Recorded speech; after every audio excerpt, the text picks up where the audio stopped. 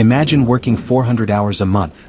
That's from 6 a.m. to 7 p.m. every single day for an entire month, just to earn a base wage of barely $20.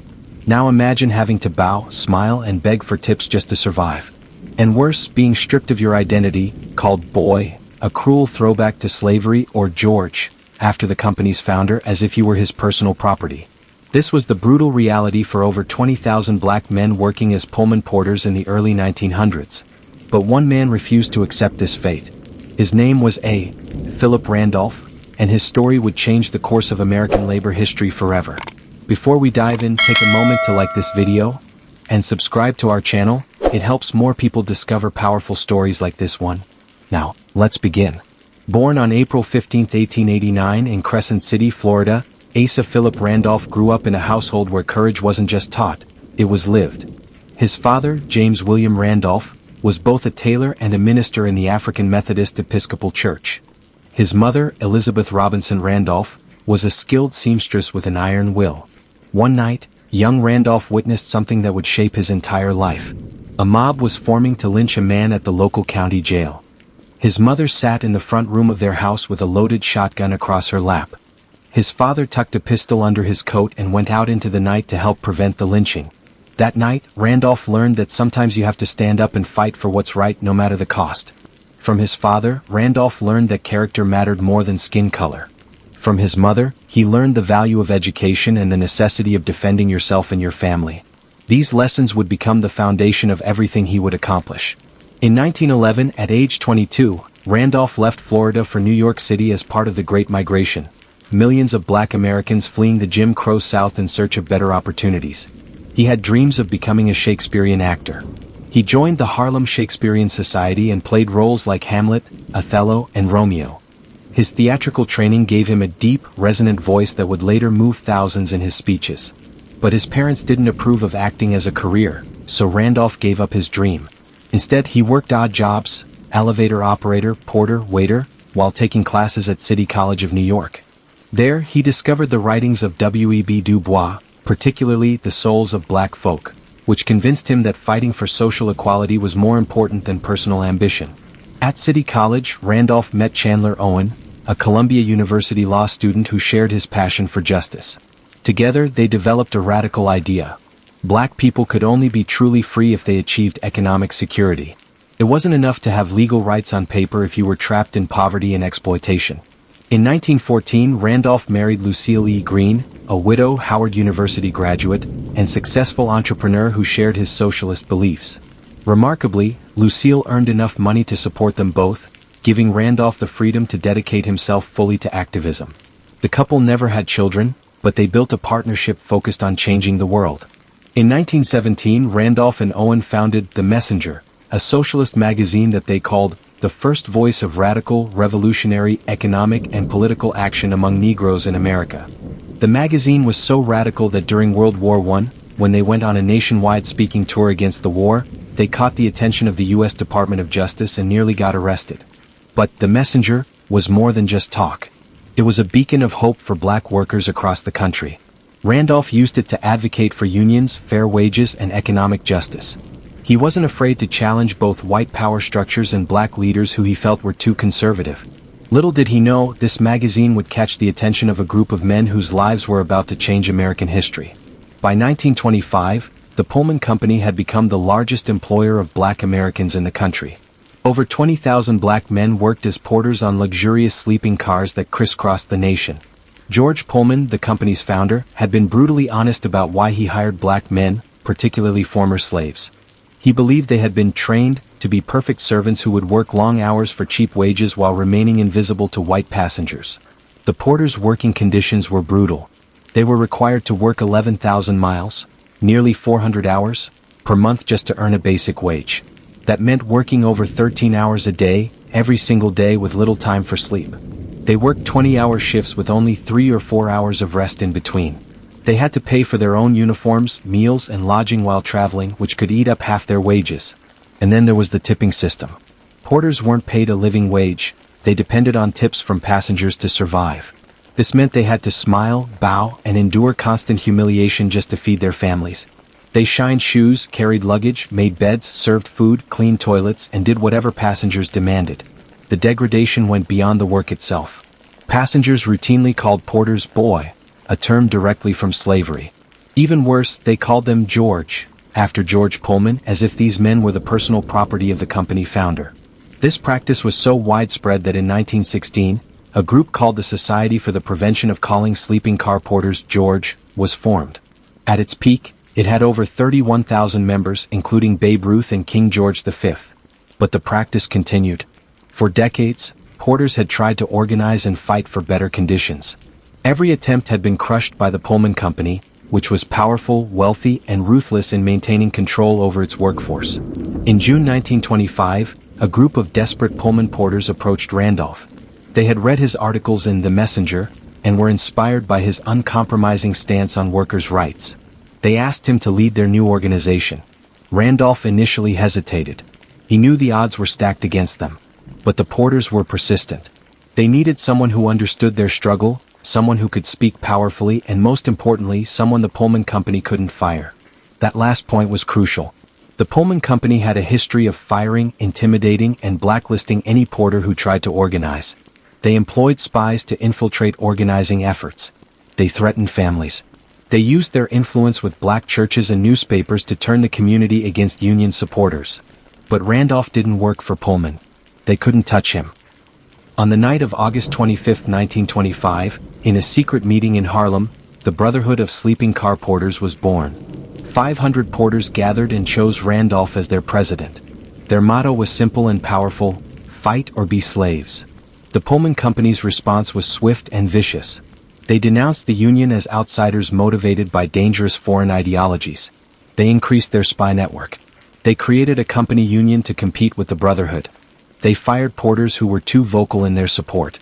They pressured black churches and newspapers to oppose the Union, often with financial incentives. Many prominent black leaders opposed the Union. They saw George Pullman as a benefactor who provided good jobs to black men when few others would. They feared that organizing would cost porters their jobs. They warned that the Union would fail and make things worse for everyone. Even many porters were scared. They had families to feed. They couldn't afford to lose their jobs. The Great Migration was still happening. Thousands of black people were coming north looking for work. If they got fired, there were plenty of desperate men ready to take their place. But Randolph was relentless. He traveled from city to city, Chicago, Oakland, St. Louis, organizing porters, giving speeches, and building support. In Chicago, he teamed up with Milton P. Webster, a porter who became the first vice president of the Brotherhood and the Union's most effective negotiator. Webster was initially skeptical of Randolph's socialist background, but after hearing him speak just once, he knew Randolph was the leader they needed. Every night for 2 weeks they held public meetings in Chicago. Webster would open, warming up the crowd. Then Randolph would close with his powerful, theatrical voice, painting a vision of dignity, fair wages, and respect. The Chicago division of the Brotherhood was born. By 1928, the Brotherhood had organized roughly half of all Pullman porters. They decided it was time to strike. They filed a case with the Interstate Commerce Commission, requesting an investigation into Pullman's wages and working conditions. The ICC ruled it didn't have jurisdiction. The union voted to strike. The date was set. Everything was ready. But at the last moment, the National Mediation Board intervened. The Pullman Company convinced them that the union didn't have the strength to pull off a strike. Just hours before the strike was scheduled to begin, Randolph called it off. It was a devastating blow. Union membership plummeted. The Great Depression hit, making everything worse. Funding dried up. The Pullman Company continued its campaign of intimidation and retaliation. Many thought the Brotherhood was finished. But Randolph, Webster, and a core group of organizers refused to quit. "A quitter never wins and a winner never quits," Randolph famously declared. They held on through the darkest years, surviving on almost no funding, often working without salaries while running small businesses on the side just to support their families. In 1934, Congress passed the Railway Labor Act amendments, which strengthened workers' rights to organize and required companies to negotiate with certified unions. This was the opening Randolph had been waiting for. On July 1, 1935, after a decade of struggle, the National Mediation Board officially certified the Brotherhood of Sleeping Car Porters as the exclusive bargaining agent for Pullman porters. It was the first time a black-led labor union had received such recognition. 2 years later, in 1937, the Brotherhood won its first contract with the Pullman Company. The contract included a significant wage increase, reduced the maximum work month from 400 hours to 240 hours, and established overtime pay. It was the first collective bargaining agreement between a black union and a major white-owned corporation in American history. Randolph called it the first victory of Negro workers over a great industrial corporation. But the story doesn't end there. The Brotherhood's victory had far-reaching consequences that would reshape America. First, it proved that black workers could organize effectively and win. This inspired a wave of black unionization across the country. By the early 1940s, the Congress of Industrial Organizations had organized around 400,000 black industrial workers. Second, the Brotherhood became a training ground for civil rights leaders. E.D. Nixon, a Pullman porter and leader of the Brotherhood's Montgomery, Alabama chapter, was instrumental in starting the Montgomery bus boycott after Rosa Parks' arrest in 1955. Because Nixon was often traveling for work, he enlisted a young minister named Martin Luther King Jr. to organize the boycott. The porters themselves became crucial to the civil rights movement. As they traveled across the country, they distributed black newspapers like the Chicago Defender, spreading news and ideas throughout black communities. They carried information about job opportunities in the North, helping to fuel the Great Migration. They connected activists in different cities, creating networks that would later become essential to organizing protests and demonstrations. Third, Randolph himself became a national figure. In 1941, he threatened to organize a march of 100,000 black Americans on Washington to protest discrimination in defense industries.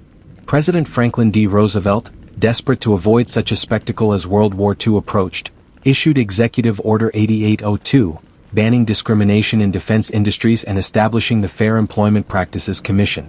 Randolph had forced a president to act without even holding the march. In 1948, he used the same strategy again. He founded the League for Nonviolent Civil Disobedience Against Military Segregation and threatened another mass protest. President Harry Truman responded by issuing Executive Orders 9980 and 9981, which promoted fair employment and federal government hiring and ended racial segregation in the armed forces. On August 28, 1963, Philip Randolph finally realized his vision for a massive demonstration in the nation's capital. The March on Washington for Jobs and Freedom brought between 200,000 and 300,000 people to Washington, D.C. It was at this march that Martin Luther King Jr. delivered his famous, "I Have a Dream" speech. But it was Randolph who opened the event, telling the crowd they were witnessing the beginning of a new fight not only for the Negro but for all Americans who thirst for freedom and a better life. Randolph's wife, Lucille, who had supported him for nearly 50 years, had died just weeks before the march. Despite his grief, he stood before that massive crowd, knowing that the seeds he had planted nearly 40 years earlier with a group of desperate porters had grown into a movement that was changing the world. The march helped pave the way for the Civil Rights Act of 1964, the first major piece of civil rights legislation since Reconstruction. President Lyndon B. Johnson awarded Randolph the Presidential Medal of Freedom that same year. Philip Randolph retired as president of the Brotherhood in 1968. He continued to advocate for workers' rights and racial justice until his health declined. On May 16, 1979, at age 90, he died in his modest New York City apartment. He had never been interested in wealth or material possessions. His legacy was far more valuable than money. The Brotherhood of Sleeping Car Porters, facing the decline of railroad travel, merged with other transportation unions in 1978. But the impact of what Randolph and those brave porters accomplished lives on. Think about this. The next time you hear about workers organizing for better wages and conditions, remember the Pullman porters who risked everything for dignity. The next time you learn about the civil rights movement, remember that it was built on the foundation laid by labor organizers like Randolph who understood that economic justice and racial justice are inseparable. The next time someone tells you that one person can't make a difference, remember Philip Randolph, the preacher's son from Florida who became an actor, a socialist, a magazine editor, and ultimately, the man who proved that organized workers could defeat even the most powerful corporations. And remember the thousands of men who were called George instead of their real names, who worked inhuman hours for poverty wages, who were treated as invisible and subhuman, yet who stood up, organized, and fought back. They didn't just win better working conditions. They changed America. This is the untold story of America's first black union leader. This is the story of how dignity, determination, and collective action can transform a nation. If this story moved you, inspired you, or taught you something new, please like this video, subscribe, and share it with someone who needs to hear it. Drop a comment below. Which part of A. Philip Randolph's journey inspired you the most? And what other untold Black history stories should we cover next? Hit the notification bell so you never miss when we uncover the next hidden chapter of history. Because these stories matter. These voices deserve to be heard. And together, we're making sure they're never forgotten. Until next time, keep learning, keep growing, and keep uncovering tea.